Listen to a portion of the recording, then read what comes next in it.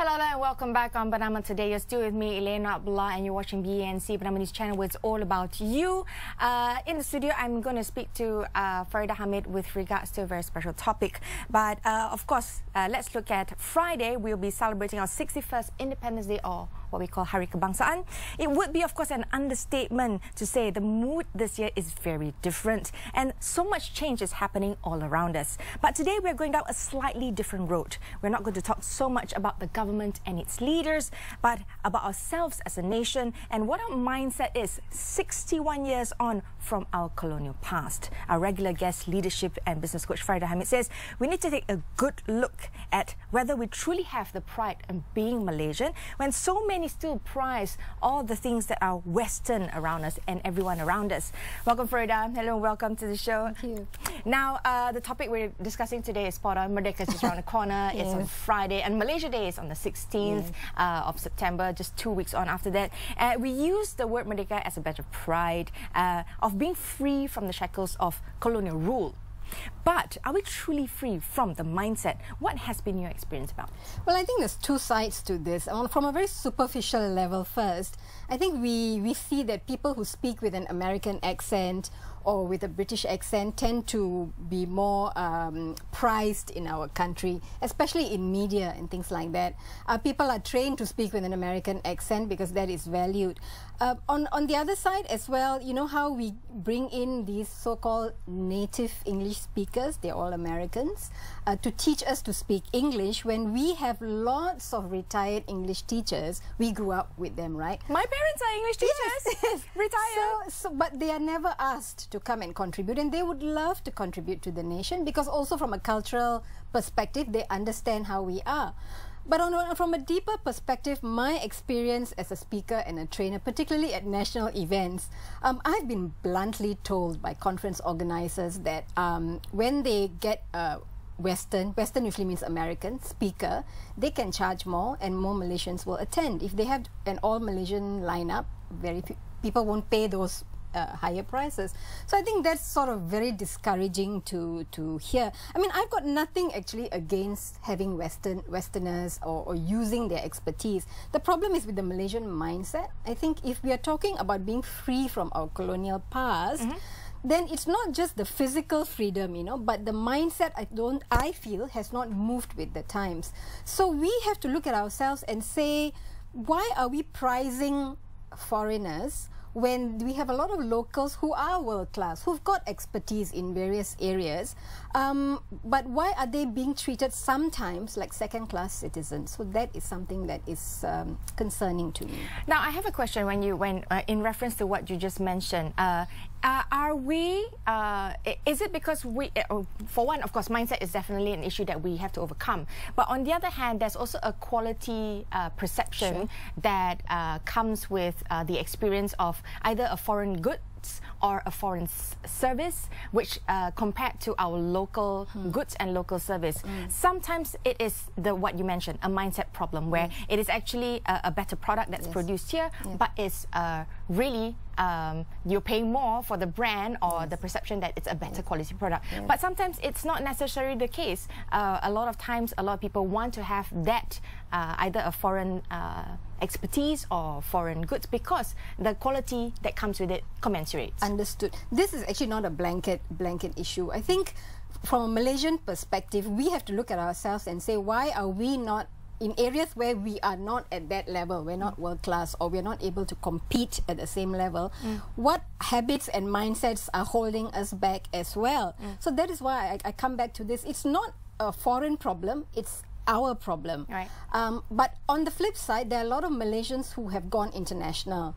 There are a lot of Malaysians, in fact, I've been told by many of my peers that, you know, a lot of times when you have these consultants who come in from overseas, the data they get are from local agencies, and then it's packaged as their product, and they charge millions for it. So there are I suppose nuances to that story.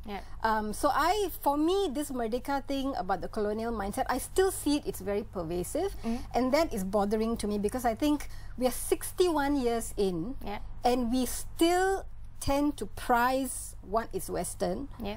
more than one is Malaysian. Yeah. And it is, to me, it's a very obvious imbalance. Yeah. So that is where I see the problem. I think there's something that we did not learn or we did not take on from Tun M when he was in power the last time. He used to stand up to the Western powers, and he used to be feared because he stood for his values, and he had values, and he had quality that he was able to stand by. And I think one of the things is, which was what we rode on when Tun M was in power previously, not the current. Why he's back is because I think we had those memories of the past of where we felt pride. Proud, yes. We're proud of ourselves because he represented the best of us, as opposed to, you know, feeling like we're just not quite there. Still the developing country mindset, third world economy, that kind of mindset. That's right. So I think that's one of the things that perhaps what we're talking about in terms of how do we get there? Is it because we don't push ourselves? We all look at Tun M and think that, you know, oh, he is the new benchmark, ageism and all that all goes out the window because he's 93, he's leading, but he is paving the way, and we are saying that, oh, we have so much more to work towards, but we can be that. Of course we can be that. I think you and I'm not sure about you, but I definitely grew up during his first premiership. And I remember, I tell people this a lot, I remember being so proud to be a Malaysian because firstly, when he was on the world stage, he had no qualms about telling the Westerners off when he didn't agree with anything that they said. In fact, he became the voice of the third world countries. And there was great pride. And then he had this look east as well, where he said, you know, why do we have to look to the West when they're so different from us? Why don't we look east and we learn from people who are culturally quite similar, quite Asian? Somehow along the way, we lost that. And our sense of identity about who we are, I think, is a little jumbled up. So I think what we have to try and figure out now is individually, if we are decision makers in any of these things where we have to choose between a Malaysian product or a Malaysian person versus an American person or a foreign person, yes, of course, quality is important, but is that the only merit that we are being judged on? Because I've heard from so many people that that is not the only merit. We have, I was just told a story the other day by somebody who was a very highly placed corporate executive that there was a government agency, they needed some training on some intellectual property items. And the Malaysian MNC, actually, the person had been trained internationally. She could actually do this anywhere in the world. But the Malaysian agency insisted that they bring in an American to do it. And the American has no experience in Asia. Whereas this person is living here and has been trained by the same person.